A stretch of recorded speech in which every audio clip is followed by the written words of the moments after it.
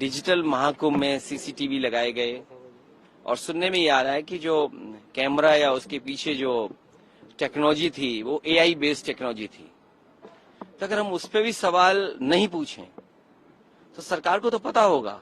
फिर एक दिन सरकार ये कहती है कि उन्होंने नेटवर्क के माध्यम से संगम नोज पे ये जानकारी की है कि उस समय पर 16,000 मोबाइल उस समय नेटवर्क में थे। तो ये आंकड़े जो बताए जा रहे हैं, अगर आंकड़े आप पर ये आ रहे हैं तो लाशों के आंकड़े क्यों नहीं दे रही सरकार? और जो लोग आज भी खोया पाया केंद्र को ढूंढ रहे हैं, और मैंने सेना की बात इसलिए कही, हालांकि वो बात मैं नहीं कह पाया, कि सेना का पूरा जगह इंतजाम है। अगर भीड़ ज्यादा हो गई थी तो सेना के परिसर में क्यों नहीं स्पेस दिया गया? इतनी बड़ी जगह खाली है किले की और आसपास की, वहां भी तो स्पेस दिया जा सकता था। सरकार तो बीजेपी की है। तो ये घटना सरकार ने होने दी। अब जानकारी नहीं देना चाहते हैं और जो कोई थोड़ा बहुत जानकारी देगा उस पर एफआईआर हो जाएगी। और जो स्वीटनर दिए गए हैं कुछ लोगों को, उनके स्वीटनर रुक जाएंगे।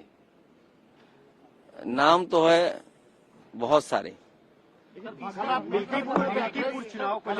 देखिए, मिल्कीपुर चुनाव में कोई नई बेईमानी करेगी बीजेपी। मिल्कीपुर की जनता मिलकर के जिताना चाहती है। भारतीय जनता पार्टी हर बार कोई नया तरीका बेईमानी का निकालते हैं।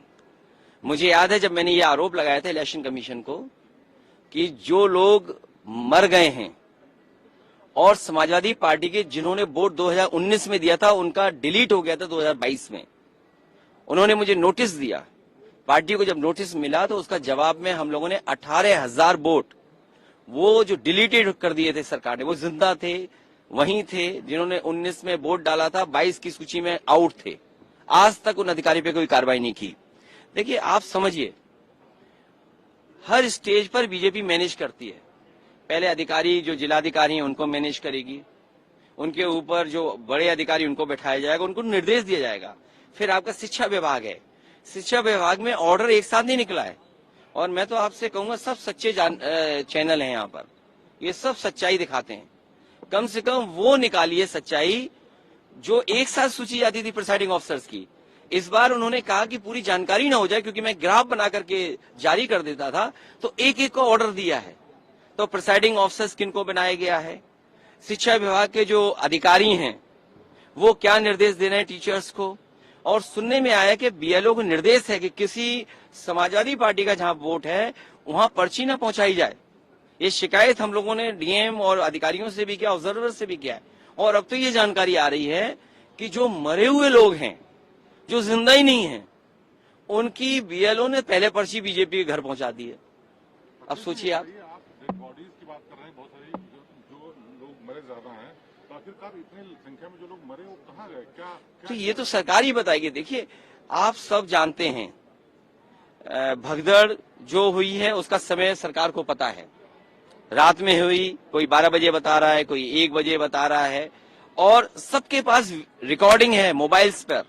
कई चैनलों ने चलाई है जहां पर एम्बुलेंस आ रही है, जा रही है। और सोचिए, घटना अगर 1 बजे हुई है और एम्बुलेंस 11 बजे तक ले जाती रही लोगों को, तो आप गिनती कर लीजिए कि कितने लोगों की जान गई है। और ये तो एक जगह की है, ये संगम नोज की बात है। झोसी में जो हुआ है, लोग उस रात, अगला दिन और शाम तक खड़े रहे। कुछ बैठ पाए, बैठे रहे, रात भर खड़े रहे, सब सड़कें जाम थी। यही आपका मॉडर्न इंफ्रास्ट्रक्चर है, यही वर्ल्ड क्लास इंफ्रास्ट्रक्चर बना रहे हो आप, कि आप शहर में आ गए तो जा नहीं सकते, और अगर आप चले गए और फिर जाना चाहोगे तो दोबारा नहीं आ सकते।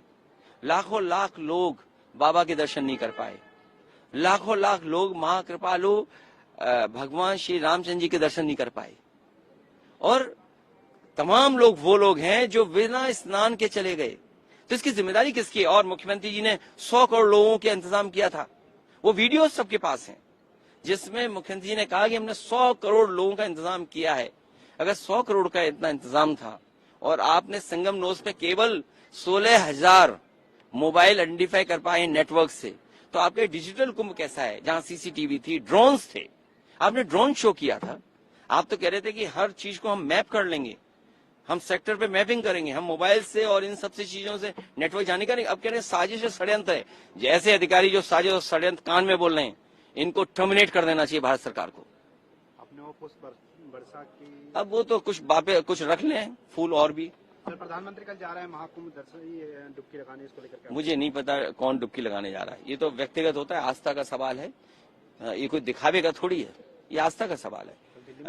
आप स्नान नहीं कर पाए होंगे तो मैं आरोप नहीं लगा सकता ना आप पे। पीएम को चाहिए क्या कि योगी को ताकीद करें कि राजधर्म का पालन करें महाकुंभ को लेकर?